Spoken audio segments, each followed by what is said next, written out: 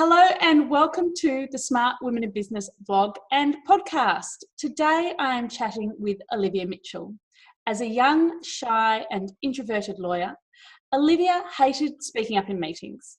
10 years later, through an accident of fate, meeting her husband, she became a trainer and speaker.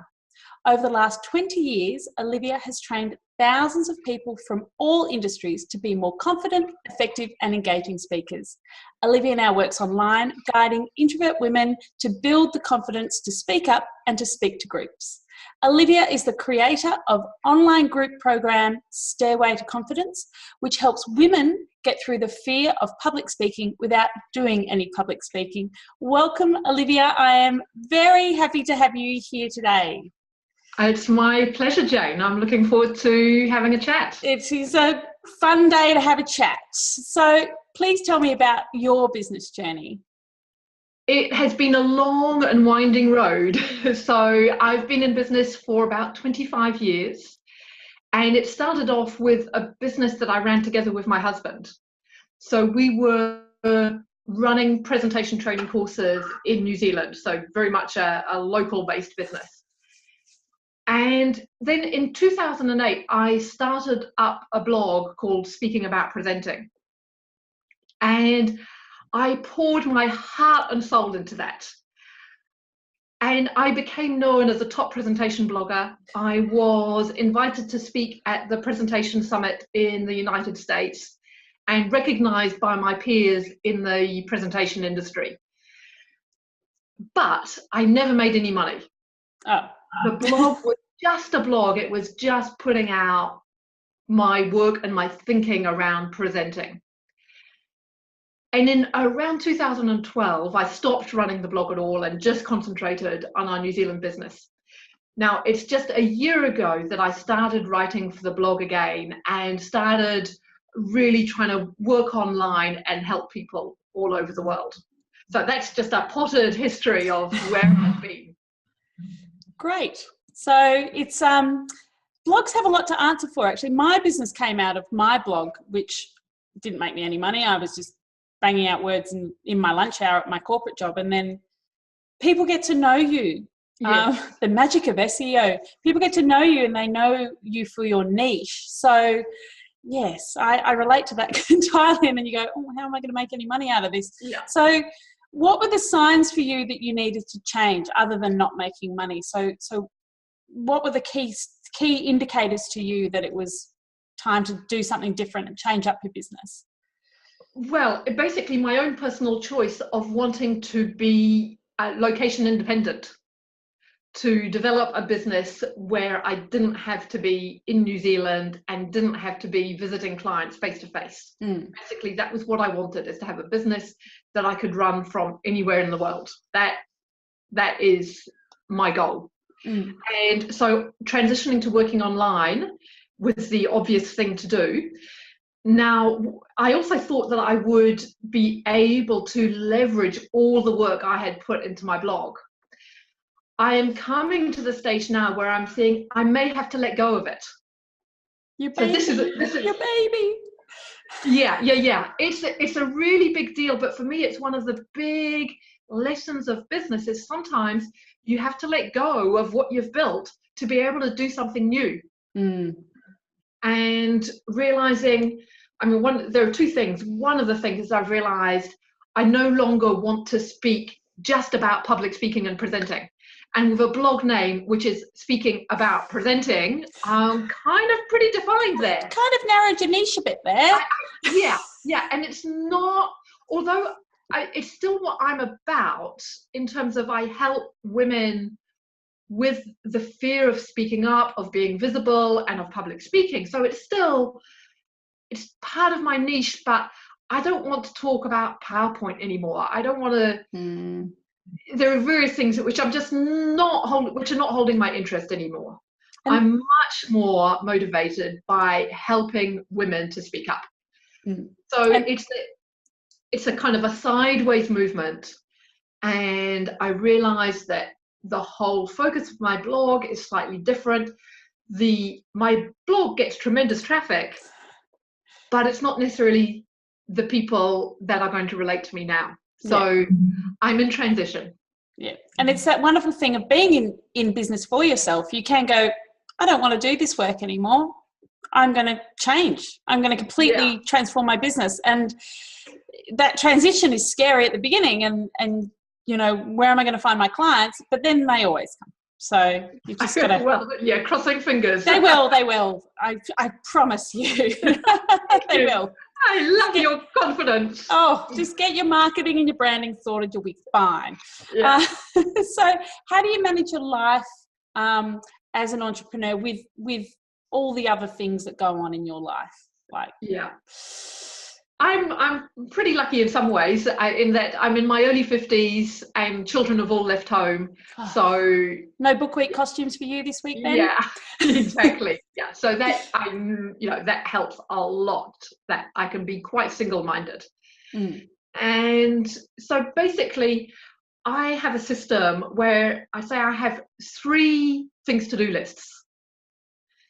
The first is my monthly goals. So I find planning on a monthly basis really helpful because I can, a month is like I can see that far ahead and I can decide, yes, these are the particular projects that I want to get done this month.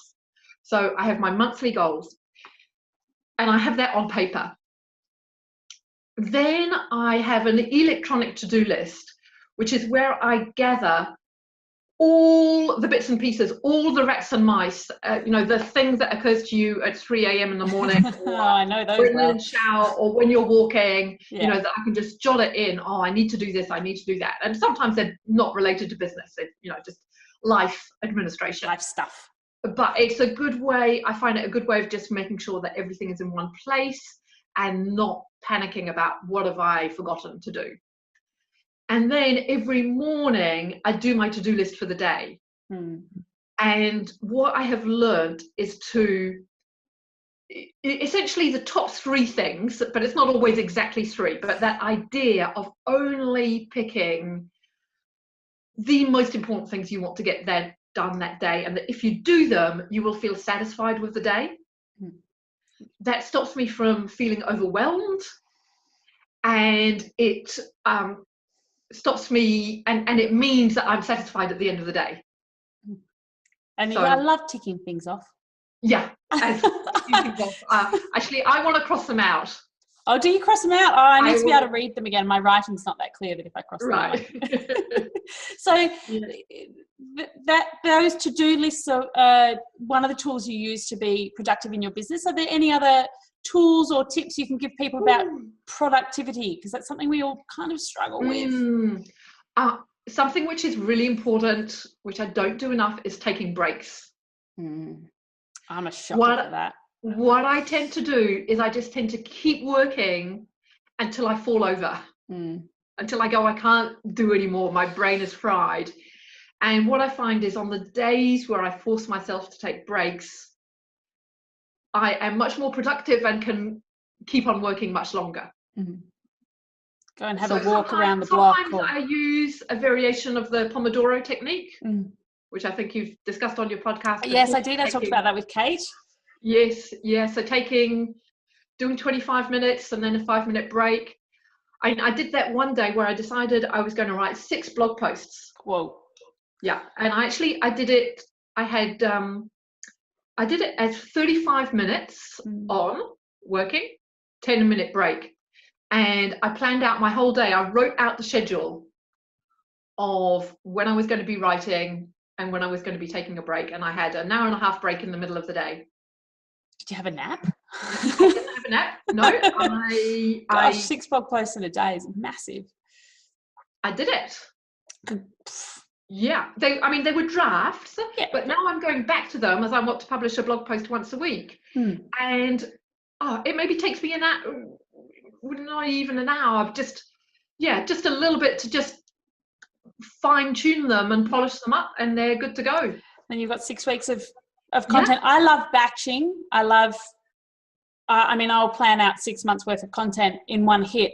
Whether that I execute that 6 months, I've just gone completely off piece because I've decided to do all these interviews with all these amazing women. So I'm like, well, that's my content sorted for the next 3 months. But I love batching content because if you're in the zone, Yes. stay in the zone, keep writing, because writing for a lot of people is just, I can bang out blog posts, but that's who I am. Yeah. But a lot of people do struggle with that content, and content's so important. And I'll spend, on a really good week, I'll spend a couple of hours on a Friday afternoon when I'm not feeling very productive, scheduling all my social for a fortnight even. I don't do it every week. I don't have time. But when I do, I'm like, I feel so good. It's just another thing you don't have to think about. And if you can minimize all those little things you have to think about, then you're going to be more productive. Yes. So it's 6 blog posts. I'm impressed. Yeah. So now the other thing that I do is I take a note. Whenever I have an idea for a blog post, I take a note of it. Now my system for doing that, I've tried different systems like Evernote. I actually write myself an email now, and then I have a folder in my Gmail for my blog post ideas. And I find most of my ideas, they come from when I'm interacting with my students. So when I'm writing comments on the comments they've made on our course website, and I go, oh, that could make a blog post. I immediately write myself an email. And so I would end up with 30 to 40 ideas a month. Wow. Yeah. Wow. So, and that's what I often have conversations with my clients, is take note of those questions that people ask you, those frequently asked questions, because they're things that people are struggling with. If people are asking you the same questions over and over, either they're a barrier to a sale, or there's something that people want to know pre-sale, or something that people want to know to feel assured that you're the right person to give them the solution to the problem that they have. And it's really interesting listening to people's questions. I try and take note of them all. And I'm about to redesign my site again, and I'm like, I've got to put all of those FAQs that I've noted down in one spot. And it's really interesting. Yes, yeah. Because it's where your audience are coming from. And we rarely know a lot about our audience when we start out. So if you can take note of all those things, then you know more about your audience, which helps you connect with your audience. So absolutely. One of the things that affects every entrepreneur I know is imposter syndrome, or those little gnarly little gremlins in your head. So what are the methods you use to overcome imposter syndrome, and how do you respond to the bad days of business? Yeah. Which we often polish over with our beautiful Instagram feeds. The thing that has been most useful for me is realizing that I only have to attract the people who are right for me. I don't have to be all things to all people. That helps me immeasurably. There are billions of people in the world. I only need a very few of those to make myself a sustainable business. I do not have to attract everybody. And realizing that the stronger I put me out there, myself, me out there, the stronger the right people for me will be attracted to me. And it is okay to repel everybody else. Perfect. That to me is incredibly powerful. So I've actually just kept on niching down. So when I started up my blog again last year, I decided I'm going to niche to introverts. And I identify as an introvert, and I realized that a lot of public speaking advice is given by extroverts, because most professional speakers are extroverts. And so they give advice that worked for them. That doesn't necessarily work so well for those of us who are introvert. So I thought there's really a space here for me as an introvert. You know, I went into being a professional trainer and speaker. I can give advice that works for us.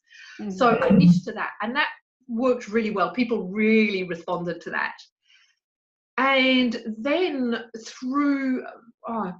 before I just launched my program for the second time, I decided I was going to do it just for women. So the first time I launched my program, Stairway to Confidence, it was for both women and men.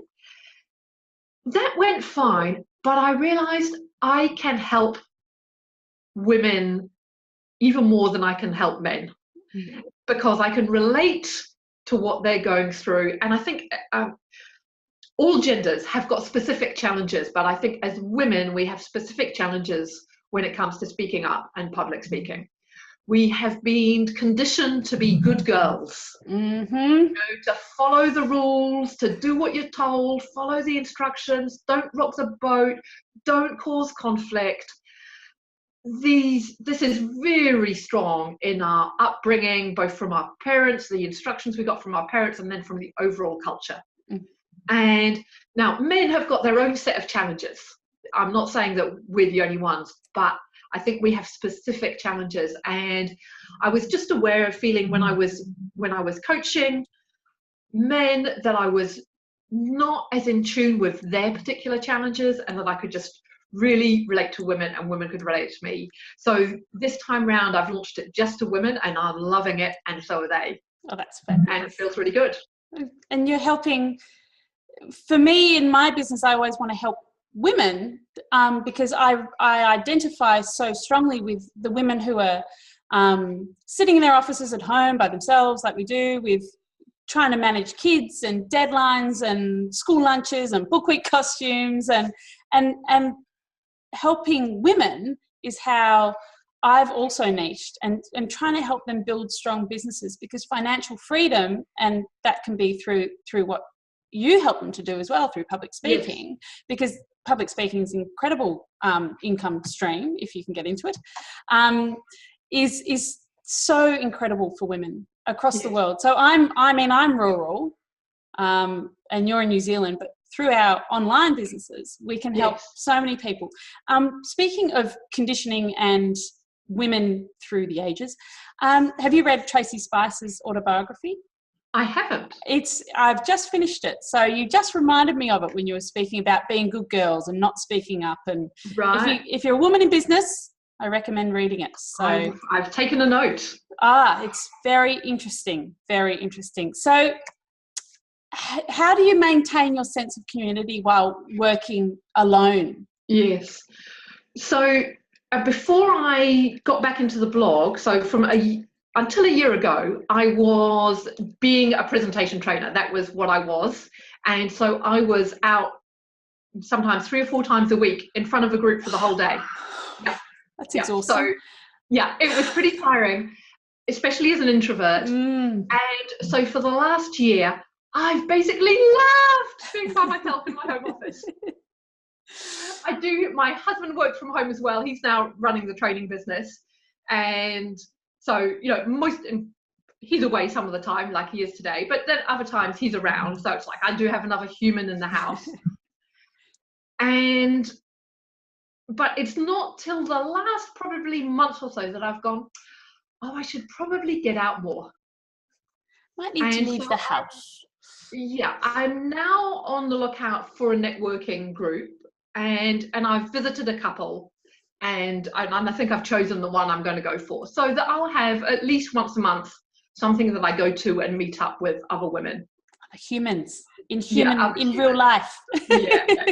I have a very good friend that we go out to lunch with once a week, which is a kind of non-negotiable part of my week. So I have that as well. So you've got that built-in, you've got those very built-in systems of, I'm going to go out and join the world.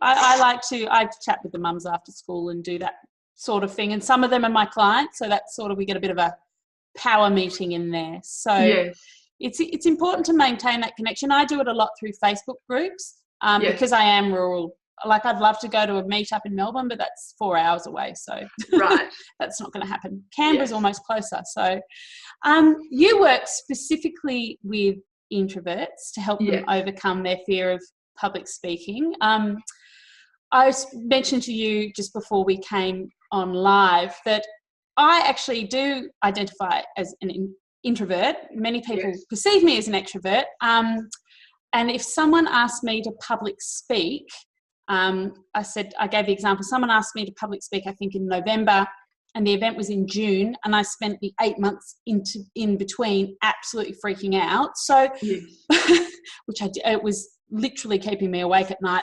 I did it. I ended up doing it. It was fine and no one would have known. But why is it so difficult to overcome the fear of public speaking? I think some people would rather die than speak in public.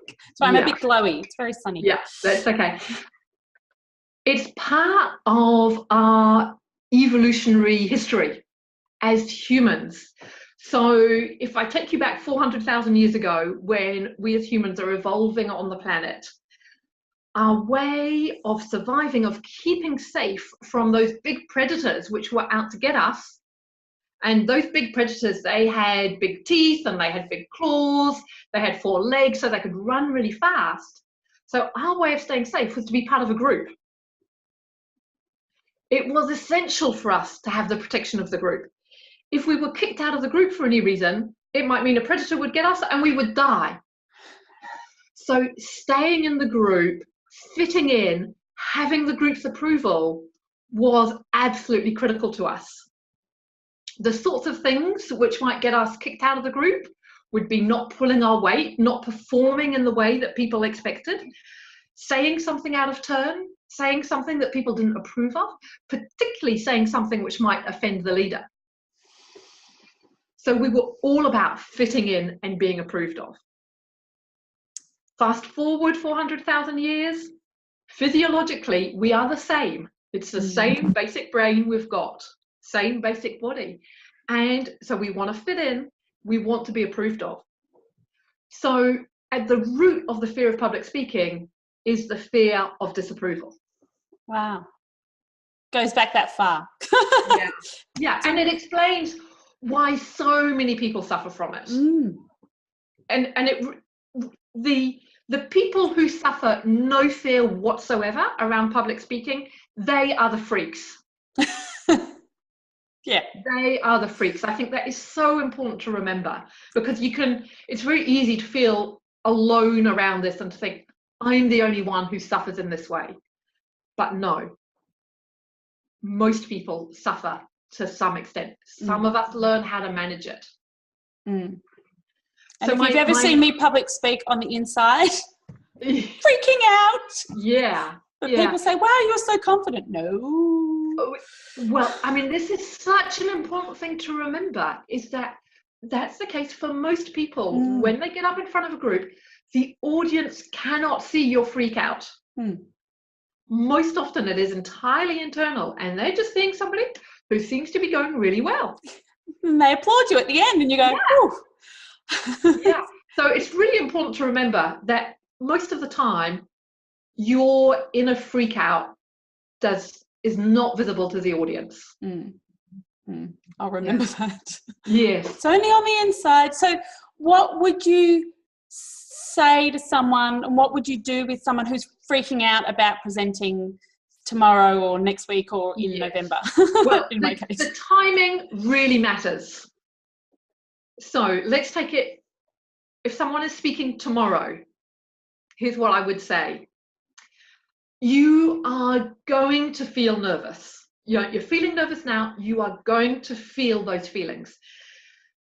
Rather than call it nervousness, just recognize that you've got, well, in fact, what would your symptoms be? Like the day before you had to do your speech? I just feel really stressed. I mean, all the thoughts that go through your head. I'm going to muck up. I'm going to, people aren't going to think I know what I'm talking about. You know, all that lack of confidence stuff comes up for me. And then, I mean, even now talking to you, my palms are sweaty. Yes. You know, all of that stuff and that elevated heart rate and all those real fear signs. And if you don't have that fear, if you're not someone who does relate to this, the fear is actually physical. Yes. It's not just, I'm a bit worried. It's an actual physical fear reaction that you get. Absolutely. So in terms of the physical symptoms, you've mentioned elevated heart rate, sweaty palms. Not sleeping. Yeah. Anything else? Oh, I can't think of them now. Okay, that's all too. Now, imagine tomorrow, you were going on a big trip. You were traveling somewhere that you have wanted to travel your whole life. This is a trip that you have been planning for for years and you've been dreaming about it for even longer. It is your trip of a lifetime. You are so excited about it, and tomorrow is the day. What kind of physical symptoms do you think you would have? I would probably not sleep, and I'd be really super excited, and my heart rate would be elevated. Yeah. This is me going to Eurovision on a cruise ship, people. Okay, that's what it is. So the physical symptoms of being really excited are actually the same as the physical symptoms of fear. So what you do is you tell yourself, you actually repeat this to yourself, I'm excited, I'm excited. Just tell your brain. Literally, an academic researcher has done research on this. Her name is Alison Wood Brooks. She had groups of university students and she gave them tasks to do. So there were 3 different tasks. One task was public speaking. Another task was singing karaoke. Oh, God. And the third task was doing a maths test. So she had 3 different groups, 3 different tasks. Each group was then split into 2. And one half were told, before doing this task, repeat to yourself, I'm excited, I'm excited. The other group didn't do anything. The groups who repeated to themselves, I'm excited, did much better in their tasks than the group who said nothing. So the public speakers were judged as 17% more persuasive. The singers were judged as 22% better. So this really makes a difference. Now, the phrases that can often work for people, I mean, I'm excited is what she tested, but what I use with my clients is things like, I'm playing big. I'm making myself visible, I'm making a difference in the world. I'm pursuing my goals. Put it into the context of why you are doing this. I'm excited because I'm playing big and I'm putting myself out there. Of course I'm feeling these feelings. Makes total sense. Makes total sense. Yeah. That's fantastic. Thank you, Olivia. Yeah. I'm going to tell my 7-year-old that. Yeah, absolutely. It's such a useful life skill to understand that. Now, that is if you are doing your presentation tomorrow, because there's not much time for anything else. If you have a few days, what you do is you start to recognize and acknowledge those voices in your head. So you mentioned some of the thoughts that you had. The doubt. The doubt, I'm going to muck up, people aren't going to understand me, all those sorts of things. And I like to classify those thoughts into 2 types. And I actually call these voices. So they're voices in your head. The first voice is called the demander. And the demander says things to you like, I must get it right. I must deliver my presentation exactly as I planned. What for you would be the top demand that you might have? Oh, for me, I think I'm going to go out of order and it's going to be illogical and it's not going to make sense. Right, okay. So I must go in the right order. It must make sense. It must be logical for my audience. Yeah, you resonate with that? Yeah. Now, notice the must in there. Other words we use are like have to, should.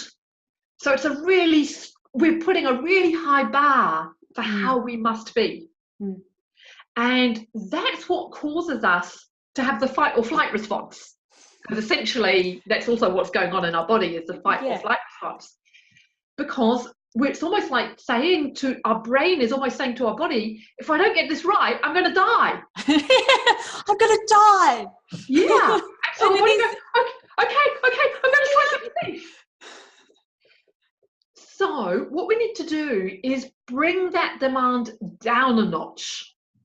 And we do that by turning that demand that you have of I must go in a logical order, we turn that into a goal. So we just bring it down a notch. So my goal is for my presentation to make sense for my audience. I love it. And you just lower it down. You just lower it down. So that's one voice as a demander. Now, there is another voice in your head which joins in with your demander when your demand is not met. So let's say you're delivering your presentation and you suddenly realize, oh, I went out of order. The voice that comes in then is called the catastrophizer. I got one of those. Yeah. It says, oh my, this is terrible. You totally mucked this up. You have ruined your presentation. It really tells you it's a catastrophe. Yeah, you can relate to that one? Yeah. These are the conversations I have with my 7-year-old. Yeah. What's the worst thing that can happen? No one else is going to know if you've mucked up. Yeah. But I say that to her, but I don't say it to myself. Yeah. So you're talking to yourself like you would talk to a good friend or to your child going through the same thing. It's the way you want to talk to yourself. So often we beat up on ourselves instead. Mm. And you wouldn't dream of saying that to your 7-year-old. Oh, you just ruined it. You're never going to amount to anything. You wouldn't dream of saying that, would you? No. We are so unkind to ourselves, Olivia. We are so unkind. Yeah. Oh, so brilliant. The voice you want to replace the catastrophizer with is called the manager. So the manager, and I don't mean the manager in the way a boss is a manager. I'm using manager in the sense that a paramedic is a manager. So they come across, or they call to the scene of an accident, and it's unpleasant, it's not good. There are people who are severely injured, but they don't panic and they don't beat up on themselves of, oh my, you're not going to be able to manage this. They stay calm and they get on with administering first aid. And that's how you want to be when things go wrong in your presentation. Calm. Okay, manager. And the most important thing that the manager voice says to you is, I can handle this. I can handle this. Now, the manager voice helps you before your presentation, in that before your presentation, you actually think through what are the things that could go wrong, and you have plan Bs in place. Brilliant. And that is so useful. So, yes, I'll remember that next time I'm freaking out. Yeah. In fact, I'm going to show my 7-year-old this video and say, from the expert, next time you've got assembly, don't freak out. This is what to do. Yes. That's really useful. Thank you. Now, going even further back, so we've looked at the day before, we've looked at a few days before, but the most useful thing you can do is start preparing yourself months before, even before you know you've got a presentation coming up. And you know how I mentioned to you before that the fear of public speaking is really the fear of disapproval. So what I do with my clients is I have them do very small actions which expose them to the fear of disapproval. Ooh. Tiny actions which only register at 0.1 on the fear scale. So an example of things, and remembering that I'm working with introverts, an example would be, next time you're at the supermarket, say something complimentary to the checkout operator. So a tiny little thing. Or it might be, next time you go out, wear a bright accessory that people might notice.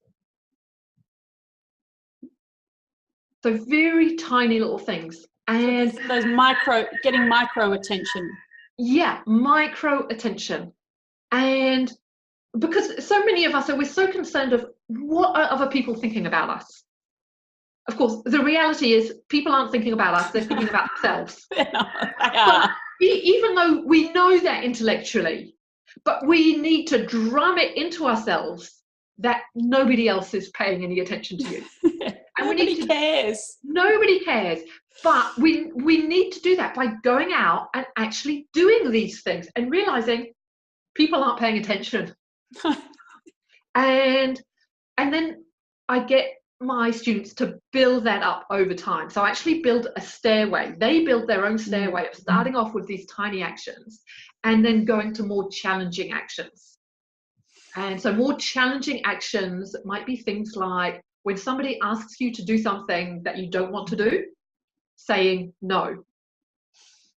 There's a challenging action for a lot of women I know. It can be very, very difficult. Yes. What's another one? Asking for help on a work project. That's also very difficult for many women. You know, we want to show how competent we are, and we are concerned that if we ask for help, people will think less of us. Oh, weren't you able to do that on your own? So I have a whole lot of actions to help people overcome that fear of disapproval.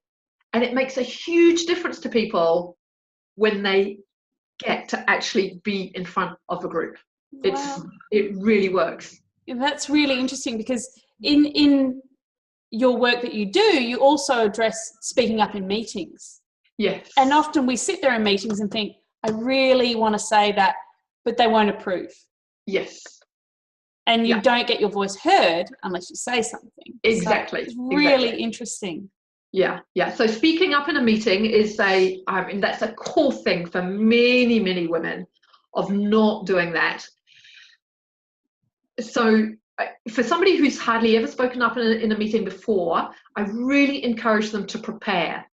So get the agenda, decide what item you are most likely to be able to say something, and actually think about what you might say. If you can, be in contact with the chairperson of the meeting or the facilitator of the meeting, and actually let them know that you'd like to talk on that agenda item. So that adds in a bit of accountability. Somebody else knows that you're planning that. If that's too frightening to tell the chairperson, if you have a colleague who's going to be in the meeting with you, you could also tell them. So a little bit of public accountability can go a really long way to just nudging you over the edge. Now, then you're in the meeting and your agenda item comes up.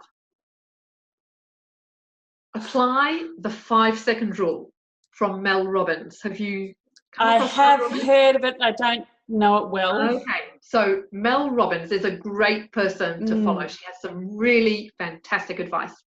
The 5-second rule is when you have an action that you could take right in front of you, which is in alignment with your goals and your values, count down 5, 4, 3, 2, 1, and take action.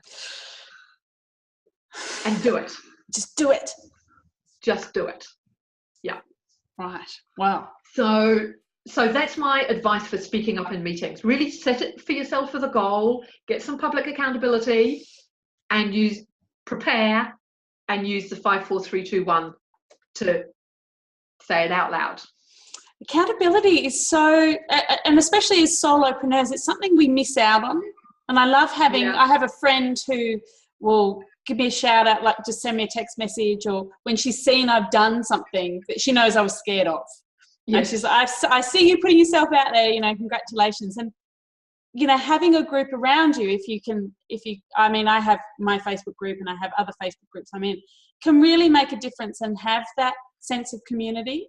Yes. And that, as you would have a work colleague who you have lunch with and say, I'm really stressing about this project, and that's where online, especially for rural women like me, is really valuable. So, and if you can't find an accountability in your buddy in your meeting, you find someone in your real world, in your outside world, who can prompt you and go, did you do that thing? Yeah. So, it really helps.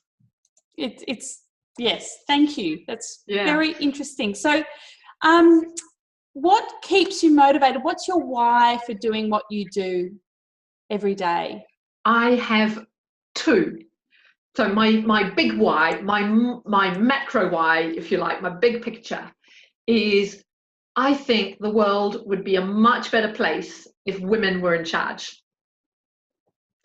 2 thumbs up from me. Yeah. So we need more women to have the confidence to be in charge and to be able to speak up and speak.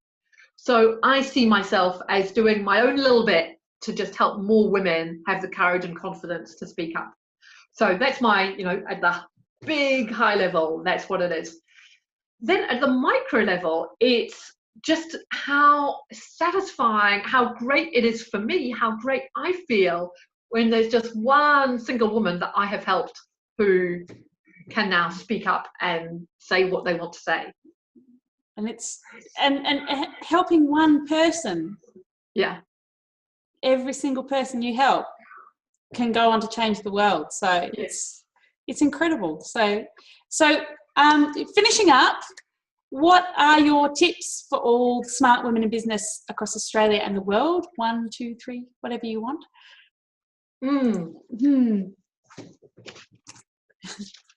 So my number one tip is probably being really strong on that why of why you want to do it. I think if we don't have that inner motivational reason why we want to do it, it is so easy to lose confidence in oneself. And probably the biggest thing for me has been to understand that failure is inevitable on your route to success. So a quote that I love is that people who avoid failure avoid success. Interesting, yes. And so just, accepting that there'll be failure along the way. Early on in my journey, when I was writing my blog full time, so this is between 2008 and 2012, I started writing an ebook on overcoming the fear of public speaking. And I wrote an email to my list letting them know I was writing this ebook and wanting to gauge interest. And I got about 2 emails back. I stopped writing my ebook. I just stopped. And this time round, as I go back into my online business, I kind of understand, sometimes you're not going to get the response you want. Sometimes you are going to launch something and you're not going to get any response back. And you just have to pick yourself up and do it again, but differently. Learn from your mistakes. I've learned that copywriting is an essential part of being an entrepreneur, and I need to put some effort into that. It's not just enough to say I'm writing an ebook, are you interested? I needed to do more than that. But so it's picking myself up, learning from my mistakes is critical. Another thing, the 4th tip that's been really useful for me is getting clear on my business values.